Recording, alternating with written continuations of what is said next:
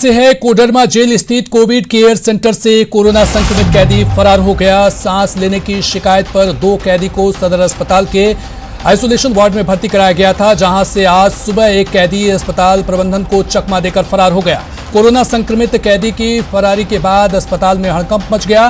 फरार कैदी गिरिडीह के देवरी का रहने वाला है। वहीं सूचना के बाद अस्पताल प्रशासन और पुलिस कैदी की तलाश में जुट गई है।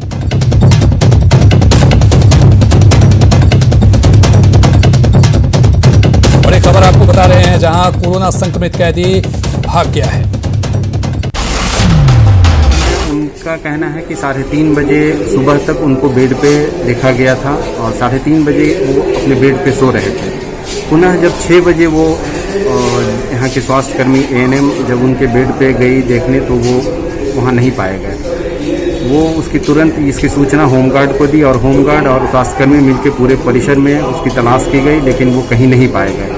तो इसकी लिखित सूचना अस्पताल प्रबंधन द्वारा दी गई है थाना प्रभारी को, पुलिस अधीक्षक महोदय को, सभी को, और खोजबीन जारी है।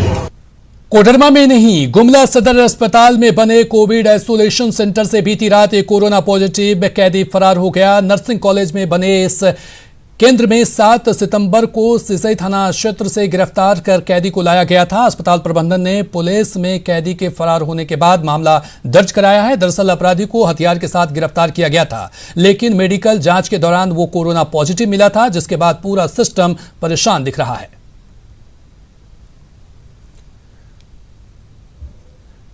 चलिए बढ़ेंगे अगली खबर की तरफ। नेशनल ग्रीन ट्रिब्यूनल यानी NGT ने झारखंड में नवनिर्मित हाईकोर्ट और विधानसभा भवन सहित कई भवनों के बगैर पर्यावरण स्वीकृति के निर्माण होने पर जुर्माना ठोका है। NGT ने पर्यावरण स्वीकृति के बिना हाईकोर्ट और विधानसभा भवन का निर्माण होने की बात कही है। इस आधार पर हाईकोर्ट भवन पर 66 करोड़ और विधानसभा भवन पर 47 करोड़ रुपए का जुर्माना ठोका है। इसके अलावा पर्यावरण नियमों की अनदेखी करके कई भवनों पर NGT ने सख्त रुख अपनाया है। जुर्माना झारखंड के विभिन्न शहरों में बने दूसरे भवनों पर भी लगाया गया है। इन भवनों के निर्माण में पर्यावरण के नियमों की अनदेखी की गई है और पर्यावरण के नियमों का उल्लंघन किया गया है।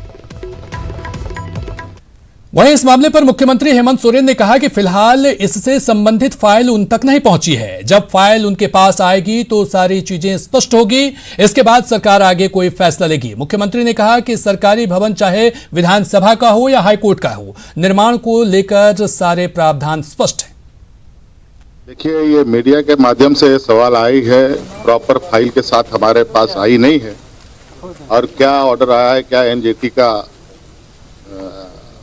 निर्देश आया है, उसको हम लोग देखेंगे, उसका आकलन होगा। उसके उपरांत हम आपको निर्णय बता सकते हैं कि सरकार क्या करेगी। सर पूरे ये पहले भी ये मामला जो है बहुत ये हुआ था, जो विधानसभा बन रहा था, आप भी कई बार सवाल उठा चुके हैं और इस पे आपने भी अलग से पैसा फिर दिया गया, दोबारा उसका बना, सारी चीजें हुई। अब ये सारी चीजें प्रक्रिया के तहत होती है। तो पर्यावरण नियमों की अनदेखी कर बने भवनों पर आए NGT के फैसले को निर्दलीय विधायक सरयू राय ने ऐतिहासिक बताया है। उन्होंने पिछली सरकार में बरती गई गड़बड़ी पर सवाल उठाया है। साथ ही पूछा है कि जुर्माने की रकम कौन देगा। उन्होंने इसे बनाने वालों से जुर्माना वसूलने की सलाह दी। फैसला पर्यावरण संरक्षण के दृष्टिकोण से नेशनल ग्रीन ट्रिब्यूनल ने दिया है। अब सवाल यह है कि ये जुर्माना कौन देगा। सरकार के गाढ़े पसीने की कमाई से जो टैक्स जमा होता है राजकोष में, उसी राजकोष से भवन निर्माण विभाग सरकार के दूसरे खजाने खाते में डाल देगा, या जिन्होंने इसके लिए आदेश किया है, जिन्होंने ये इलीगल काम करवाया है, उनके ऊपर भी जुर्माना का बोझ जाएगा। और एक और बड़ा फैसला है कि जिन लोगों ने ऐसा काम किया है पर्यावरण के हित के विरोध में, उन पर एनवायरनमेंट प्रोटेक्शन एक्ट 1986 के प्रावधान के तहत आपराधिक मुकदमा दर्ज किया जाएगा और सारे निर्माण ऐसे रुक जाएंगे। तो पर्यावरण को लेकर NGT की सख्ती पर सियासत शुरू हो गई है। झारखंड हाईकोर्ट और विधानसभा भवन पर जुर्माना लगाए जाने को लेकर कांग्रेस और JMM के पूर्व की बीजेपी सरकार को जिम्मेदार ठहराया है। तो बीजेपी का कहना है कि सरकार तो सिर्फ योजना बनाती है और उसे लागू अधिकारी करते हैं, लिहाजा इसके लिए अधिकारी जिम्मेदार है। उस समय भी हम लोगों ने काफी प्रबल विरोध किया था लेकिन सरकार तो अपने कुंभकर्णी नींद में सोई हुई थी। आखिर इस तरह की लापरवाहियां हुई, गलतियां हुई सरकार के स्तर से, आज उसका खामियाजा ये सरकार क्यों भुगतेगी?